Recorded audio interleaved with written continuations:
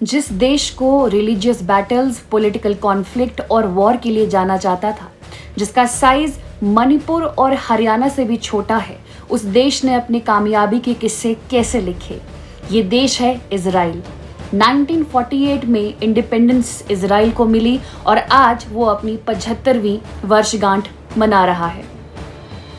इस देश ने अपना लोहा मनवाया है। ये कहानी है अस्तित्व की रक्षा की। एक ऐसा देश जो अपने education, science and technology, defence, living condition में आज सबसे ज्यादा सुप्रीम है। 10 मिलियन की आबादी का ये छोटा सा देश कैसे इतने छोटे से समय में डेवलपमेंट की सीढ़ी चढ़ गया, ये उसकी कहानी है।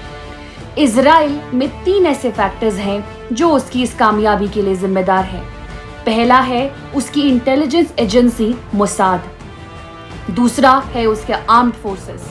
इजराइल लगभग 4.5% हिस्सा रिसर्च एंड डेवलपमेंट में खर्चता है और लगभग 6% अपनी जीडीपी का हिस्सा डिफेंस एक्सपेंडिचर के लिए रखता है।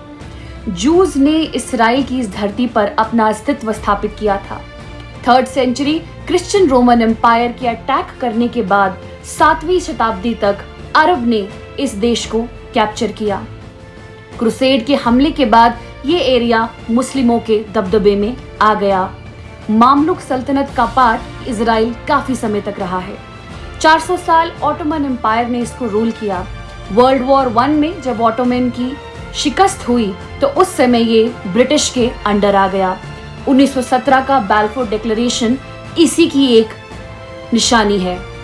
ज़ायनिज्म की मांग को कंसोलिडेट करने वाला 1917 का बेल्फोर डिक्लेरेशन बेहद महत्वपूर्ण है। हिटलर ने लगभग 6 मिलियन जूस को परसिक्यूट किया, जिसे इतिहास में होलोकास्ट के नाम से जाना जाता है। इसमें लगभग 6 मिलियन जूस मारे गए, जिसमें से 1.5 मिलियन सिर्फ और सिर्फ बच्चे थे। 1948 में इजराइल का अपने होमलैंड का सपना पूरा हुआ। बहुत सारे जूस जो कि दुनिया भर में गायब थे और फैले हुए थे, वो अपने देश को वापस आते हैं एक्सपर्टीज, नॉलेज और बहुत सारी इनोवेशन लेकर।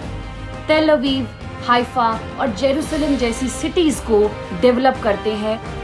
अरब देशों के साथ इजराइल का रिश्ता हमेशा खट्टा रहा। इजराइल ये बात समझ चुका था कि अगर अपने अस्तित्व को बचाना है तो एक स्ट्रॉन्ग सिक्योरिटी सिस्टम खड़ा करना पड़ेगा। 1970 तक दूसरे देशों पर डिपेंडेंट रहा इजराइल अब ये बात समझ चुका था कि उसको एक स्ट्रॉन्ग आर्मी को बिल्ड करना होगा और इसीलिए उसने टेक्नोलॉजी और वेपन्स को बनाया। आर्म्स डिप्लोमेसी में आज के समय में इजराइल सबसे नंबर 1 है। एग्रीकल्चर में इजराइल सबसे नंबर 1 है। एग्रीकल्चर की प्रिसिशन टेक्नोलॉजी आज दुनिया भर में एक्सपोर्ट की जा रही है। कौन मानेगा कि 90s में कंसिडर किए जाने वाला एक देश जो कि सिर्फ और सिर्फ एक डेजर्ट था, वो आज एक लश ग्रीन एरिया बन के उभरा है। न ही सिर्फ टेक्नोलॉजी और डिफेंस में बल्कि एग्रीकल्चर के मामले में भी इजराइल नंबर 1 है। लगभग $2 बिलियन का एक्सपोर्ट इजराइल हर साल एग्रीकल्चर के क्षेत्र में कर रहा है। इस देश को पूरी दुनिया को दिखाने के लिए और 75 साल कंप्लीट करने के लिए ढेरों शुभकामनाएं।